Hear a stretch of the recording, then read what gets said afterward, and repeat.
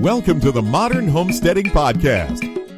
We have allowed ourselves to become so disconnected and ignorant about something that is as intimate as the food that we eat. Be prepared to grow your own for victory. God said, I need somebody strong enough to clear trees and heave bales, yet gentle enough to yean lambs and wean pigs and tend the pink-combed pullets who will stop his mower for an hour to splint the broken leg of a meadowlark. So God made a farmer. Hello and welcome to the Modern Homesteading Podcast. I'm your host, Harold Thornborough, and I'm glad you're back with us again this week. And I think we got a real good one for you today. We're going to discuss, something I talked about in the last episode, which was one of the things you can do in the wintertime on your homestead, and that is plan out your spring garden. So I thought we'd just take an episode here and talk about what that really means, what that looks like, what kind of things you want to think about, what you want to do, and right down to even sketching out your garden. So that's what this episode is going to be about. So let's just jump right into it. There's a lot to consider when you lay out a plan for your spring garden. And one of the most important thing is deciding what you're going to plant in your garden. So how do you make a decision on what it is you're going to plant? Well, first of all, you want to plant what you like to eat, right? I mean, you're for sure going to want to take a mental inventory of the things you regularly eat. These are the vegetables you're going to want to plant the most of. And, listen, if you don't like eggplant, don't plant eggplant, right? It's real easy for us just to get over experimental sometimes and try to plant too many things or just an abundance of things. I think it's okay. I like to plant some things that maybe I've never tried before, or just plant a little bit of everything here and there. But you definitely want to have an abundance of those things you really like to eat. So you definitely want to plan that into your garden. You're also going to want to plant what grows well in your zone. Not everything grows good in every zone, so consider growing things that grow best in your area for the best possible harvest. You want to grow what's going to benefit your homestead. You may consider growing things that maybe aren't necessarily food for you, but maybe they're food for your livestock, or perhaps fertilizer.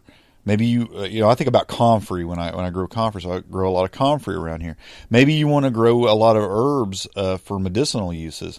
It doesn't necessarily have to be food, but you want to think about what kind of things can I plant that are going to benefit my homestead as a whole. I say take some time to look through seed catalogs for ideas. And that's one of my favorite things to do in the wintertime for sure, is I like to just go through the seed catalogs and definitely pick out the things that I've enjoyed in the past and always want to get those. But try a few new things here and there. Just try to get some ideas.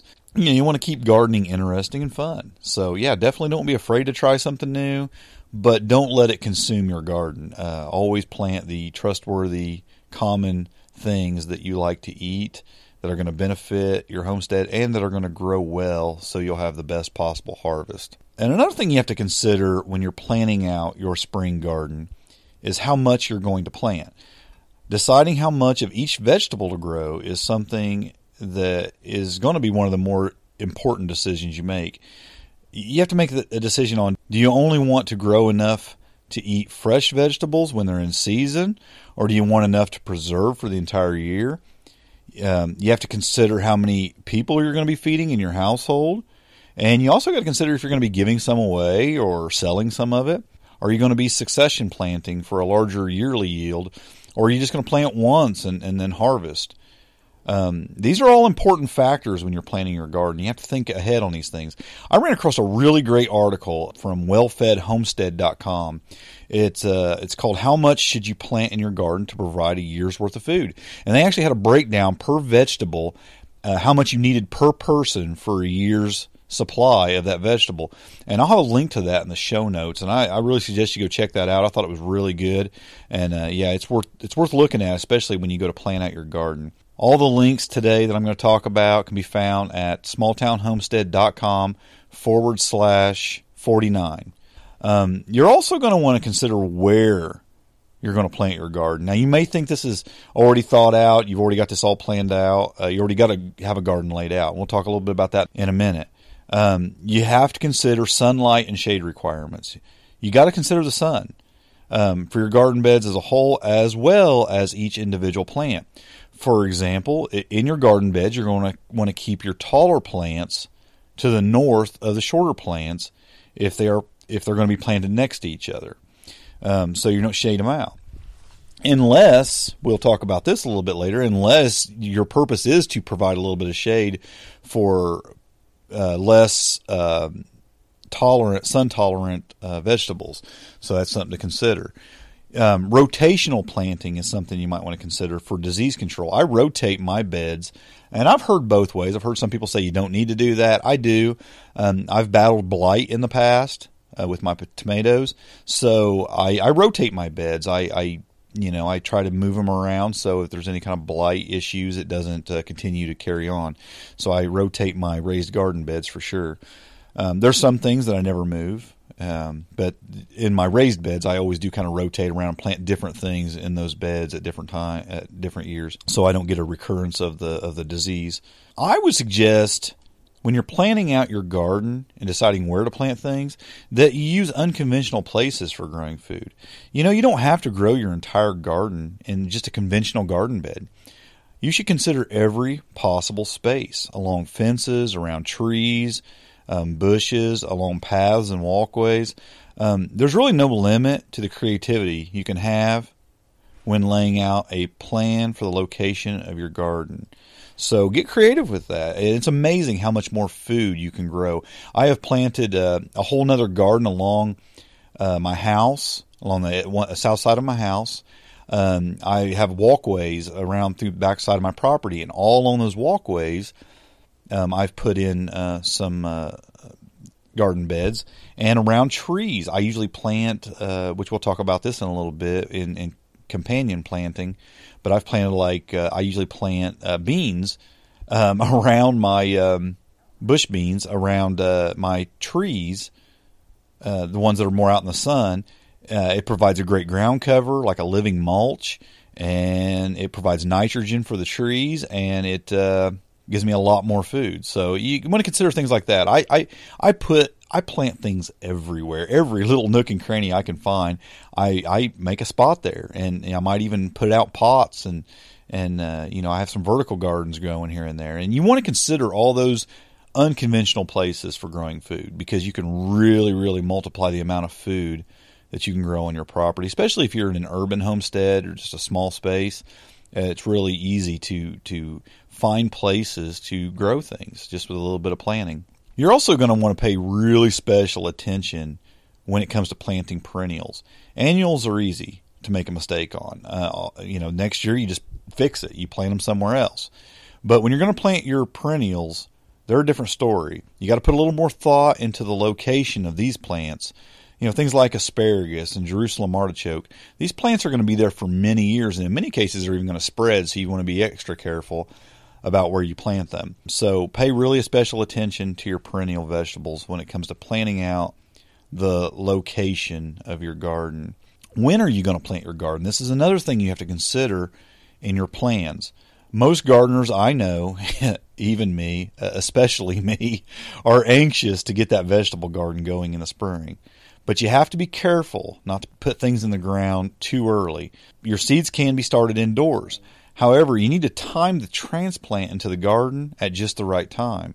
The time that all this needs to take place, it's going to differ according to the zone you live in.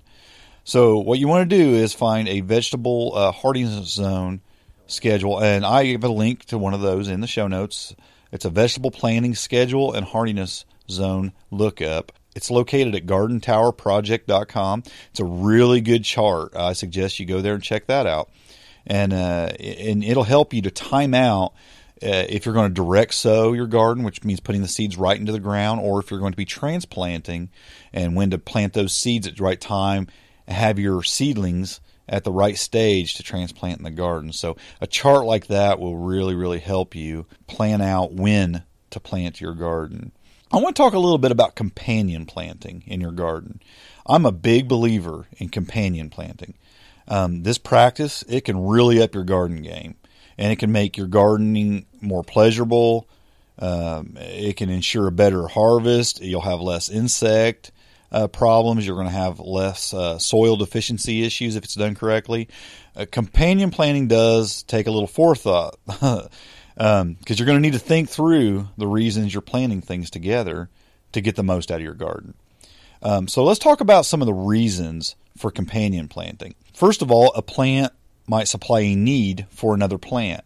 It might supply something like nutrients for that plant. Some plants will supply a need back to the soil, such as beans and legumes.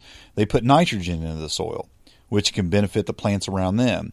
Others work as a dynamic accumulator, pulling up nutrients from the soil and to the top for other plants. Like I mentioned earlier, comfrey is one such plant. I take the leaves of comfrey, and it grows so fast that I can completely chop my comfrey plants down 3 times a year without hurting the plant, and they'll just pop right back up within just a few weeks. So I pull a lot of leaves, and I pack those leaves around other things, and it's a dynamic accumulator. It has a real deep taproot, which pulls those nutrients up into the leaves, and you can take those leaves and lay them around other things for a fertilizer, and it works really well. It really supplies a lot of nutrients to your plants. So I like things like beans and legumes and comfrey. Dandelion does the same thing. There's a lot of dynamic accumulators, plants out there that work like that have the deep taproot that work really well for that kind of thing, and others that put nutrients back into the soil. You may consider companion planting because of the soil amendments that another plant will supply. Many plants can lower or raise the pH of soil by the organic matter they drop, which can greatly benefit certain plants. Some just make a great mulch. Some will just unload a lot of leaves or have a lot of organic output where they'll lay down. It'll just cover the ground real well, and it'll provide a great mulch, which will help with moisture retention and biological activity. Some plants will serve as a great trellis for other plants to climb, such as corn. It can be planted with pole beans, which in return will provide the nitrogen for the corn. So, using plants in that way, it's supplying a need for another plant. Some plants provide ground cover. Low-growing or large-leaf vining plants can create a great living mulch, which can be a great benefit to the plants around them. Planting squash is one such vining ground cover plant. Actually, planting squash with the corn and pole beans that I mentioned earlier is commonly known as the Three Sisters garden, and these 3 vegetables work really well together. All 3 are giving something for the other one. Again, the corn providing the trellis for the beans providing the nitrogen for the corn, and the squash providing the ground cover, which helps with moisture retention for those plants. So all of it working together. We'll talk a little bit about that in a minute ago. It's actually referred to as a guild in permaculture. I'll talk a little bit more about guilds here in a minute. But that's just one example of a small guild that you can use in your garden that works really well together. Also, some plants provide shade. I mentioned earlier, some plants are less hardy and heat tolerant, and they might need more shade. And when summer comes around and direct sunlight is a bit much for some plants, like leafy greens, then using tall plants and trellises to provide shade for these plants can work really well together. I've seen, for an example, now I've never tried this one, but I've seen where some people take like a fence and kind of angle it up over and then walk cucumbers up those, let cucumbers vine up that piece of fence. And then underneath that fence, they'll plant lettuce. And when the summer's really hot, those cucumbers, and now of course the cucumbers would be, the fence would be to the south of the lettuce, which would provide shade for that lettuce and help it to grow and stay a little cooler and not wither so quickly. So again, you have all these companion plants helping other plants. Also, a reason you might companion plant is for pest control. Now, I think this is a really powerful reason, important reason to companion plant. Controlling pests isn't just about keeping them away. It can also be about attracting the right pests.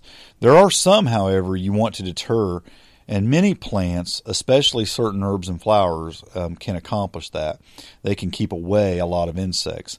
But using plants to bring in the right insects can be a big benefit to your garden as many good insects eat the destructive insects. which can destroy your garden really fast. The right plants can also draw in great pollinators, which can greatly increase the harvest of your garden. So you want to pay special attention to that. Again, flowers do a lot for that. Marigold is a great plant to keep around. Sunflowers, of course, are great. So again, you have some great plants that do a lot to help with insect control and a lot to help with pollination. You might companion plant to have better flavors. Now, there are many claims that planting certain plants in close proximity to one another makes them taste better. An example of this I've heard is planting basil with tomatoes. It isn't an exact science, though. It might take some experimenting on your end, but there are several suggested plants that a lot of people swear by makes a better flavor in their vegetables. So you want to dig into that a little bit and learn more about that for sure. I think one of the greatest benefits to companion planting, especially in my small homestead here, is for utilizing spaces. You can really increase the amount of food you can grow by interplanting. Interplanting is an intensive gardening method that allows you to fit more vegetable plants in a single planting bed. This is going to make the most of your garden. It's going to allow you to fill up the spaces between larger plants. You're going to make use of the borders around your garden beds. Again, you're going to be able to combine plants with other plants or trees or bushes around your property. Again, it's part of what building guilds is. Like the Three Sisters garden I mentioned earlier is an example of. That's a small scale, though, but you can also build guilds around trees and bushes. Matter of fact, it's more commonly done in that way. So let's talk a little bit about that. What is a guild? I've mentioned it a couple times now. It's a permaculture term. I've never really heard it talked about outside of permaculture, but plant guilds are a combination of form and function. The goal is to mimic the stacking and relationships found in nature, while also providing useful resources to people. What you're doing is you're drawing from the idea of a food forest. And we can generally identify at least 7 layers that occur in an ecosystem. You have the overstory. This would be your really tall trees. You have an understory. This might be your shorter trees. And it doesn't have to be trees. I mean, it's the tallest. It starts really with the tallest thing around. Like we're talking earlier about the corn. The corn in that case would have been the overstory because it's the tallest thing in that little ecosystem. But when we're talking about trees, we're going to talk about the tallest trees. Then you're going to have those smaller trees that are going to kind of bushier trees that grow underneath the bigger trees. And then you got your shrubs. Then you got your herbaceous layer. Then you have the ground cover. You have your vining and your roots. These are your 7 layers that occur in an ecosystem that we're pretty aware of. And you want to consider each or at least a few of these layers in every possible location on your homestead. It's going to create a whole bunch of microclimates that are going to work really well together to provide you with an abundance of food. So I think companion planting is just going to knock it out of the park for your garden plans. In today's show notes, if you go to smalltownhomestead.com/49, I've put together a chart. It's a PDF download it's a companion planting chart. And I think I've got a little over 40 vegetables listed there. And I have listed out some of the things that are great companions to those plants, and also have things listed out that you shouldn't plant with some of those plants. So I kind of just done some research, put this little spreadsheet together, saved it as a PDF, and you can download that for free. You don't have to put in an email or anything like that. Just go to the show notes, click on the download PDF here button that's in the down about most of the way down in the show notes, and just download it. And it's a great resource. Just save it to your computer. It's a great resource to have when it comes time to plan out your garden. So take a look at that. It's got some great things in there. It's not just vegetables. There's some flowers in there. There's trees. It's got the vegetables are listed, but there's other things that go well with those vegetables. So check out all that. It's not an exhaustive list, but it's a really good list that I kind of compiled for y'all to check out. Okay, I don't want to leave it all at just the things you want to consider when you plan out your garden. I also want to talk about the very act of sketching out the plan. There's nothing like taking some good old-fashioned pencil and paper. It doesn't have to be complicated. Simply laying out a pattern for your homestead on some paper and writing in where you're going to be planting certain things. It's a great start to your garden plan. I like to just draw a square of my property and put where the house is, put where the garage is, put where my garden bed is. And I make this kind of macro diagram of my property, and then I have garden bed, and then I might have trellis here, tree here. I'll shrub in or I'll kind of circle in where the trees and the shrubs are, and where I'm going to put some stuff around that. Now then, I will take other paper, usually graph paper. If you want to be a little more precise, you can use graph paper, and you can actually build your garden beds to scale. Well, I'll take a next piece of paper, which usually graph paper, square off my garden bed in that, or shape out my garden bed to scale, and then I'll actually break that garden bed down into the actual plants I'm going to plant in that garden bed. And I will do this for each one of the garden beds or growing areas on my property. And I might end up with 15 sheets of paper when it's all said and done at different locations. I have the overall overview of the property, and then I have an individual breakdown of each garden bed. Now, that might change a little bit when it comes time to growing. I might adjust that, change it up a little bit, but it gives me a really good starting point. And so I would suggest doing something like that. I think it's a really good idea. You can get a little more in depth with that if you want. You can use software to lay out your garden. It's really a pretty simple thing to do. If you'd rather use a computer to lay out your garden plan, there's a lot of good software programs out there that'll do that. A good free online planner that I found is at gardeners.com. And I'll put it's kind of a long web address. I will put the link to that in the show notes. Just click on that. And it's a really good, easy to use garden planner. And it actually had an entire property layout planner and an individual garden bed planner in that online software there. So check that out if that's something that appeals to you. And I think you could print it out, save it, and print it out as well. So that would be a good way to go.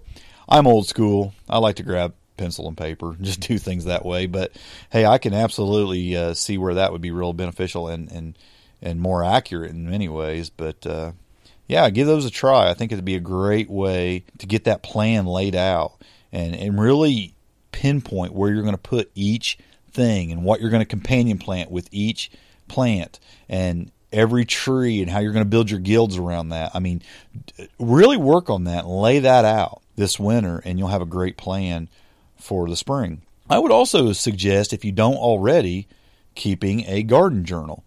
I think keeping a record of your garden is going to help you better plan next year's garden and the next year's garden and every year after that. You want to record things like when you planted certain plants. You want to record things like what vegetables did well and ones that didn't, ones that tasted the best and the ones that you really didn't like. You're going to want to record your successes and your failures. All these are going to serve as a really good reminder year after year. And each year, because of that, your garden is going to get better. It's going to get better and better and better. And I think you'll really enjoy looking back through those notes and seeing what you did the previous year and figure out what worked best. And honestly, it'll help you really narrow down exactly what you want in your garden. You're going to end up with only the best stuff, the stuff that you love the taste of the most, the stuff that you're going to make the best use out of. And that's ultimately your goal, especially, again, if you're limited on space like I am. So that it'll really go a long way to help you do that. Now, with all that being said and done, this is the plan. You're gonna learn all kinds of things doing this. Again, as a recap, you're going to learn what you're going to plant. You're going to learn how much you need to plant. You're going to see where you need to plant your gardens. You're going to know when to plant your garden. You're going to figure out every little companion plant you want to combine with what and the reason that you're doing it. But again, all this is just a plan. It's all just a plan unless you become a doer of the plan, right?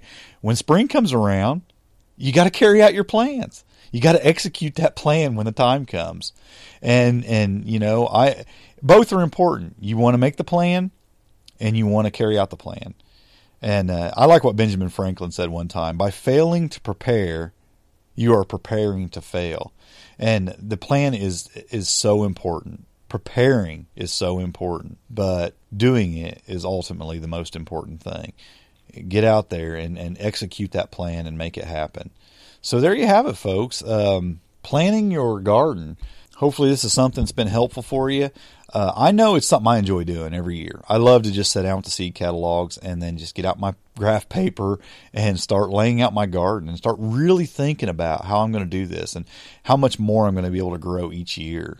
So I hope you'll do the same thing. I hope you'll take some time this winter and really plan out that garden, get that spring garden all planned out and ready to go, and you'll have the best harvest you've ever had. And it'll be because you took the time to prepare and really make a good plan. So again, the show notes for this episode are going to be found and there's a lot there to check out. So make sure you go to smalltownhomestead.com/49 and check out all those links. Great stuff there. And also join us in the Homestead Front Porch. We'd love to have you in there if you're not in there already. We have, well, that group's really growing. It's our Facebook group, and it's over 2,200 people in there now. It's really growing, and a lot of interaction in there, a lot of community building going on. I'm really enjoying it. And I have to admit, I haven't been in there as much lately because, well, as you know, this podcast is coming out a couple days late. Because I've been really busy. My job has been just working me to death. Next week, I'm going to be off for a week, and it seems like anytime we're getting ready to have our little vacation times, the whole place shuts down for a week, and the 2 or 3 weeks before that are always just so busy, and I'm working weekends and everything right now, so it's got me a little bit behind on things. But hey, next week when I'm off work, I'm hoping to get a lot accomplished and caught back up and back on track. I hope to get involved more in the Homestead Front Porch Facebook group. You can search on Facebook, or there'll be a link in the show notes. They'll take you there, and it is a closed group, but all you have to do to join is ask. This is also the last episode before Christmas this year, so I just want to take a minute and just wish everybody a Merry Christmas. And hey, if you get any cool homestead-related items, jump in the Homestead Front Porch Facebook group there and share a picture of it with us, or tell us about it. And we'd love to see what you got. Hey, I'm not all about the commercialization of Christmas, but I'll tell you what, when you get a cool homestead item, you got to share it. You got to tell people about it, right? So you all have a Merry Christmas and happy homesteading, and God bless. We'll talk to you next week. Thanks for listening. To see the show notes for this podcast or listen to other podcast episodes, go to smalltownhomestead.com. There you can also read our blog, connect with us on Facebook, Twitter, and Google+, and take advantage of the many resources we make available to help you along in your homesteading journey. Please share this podcast and help us to carry out our mission of helping others to homestead today for a better tomorrow.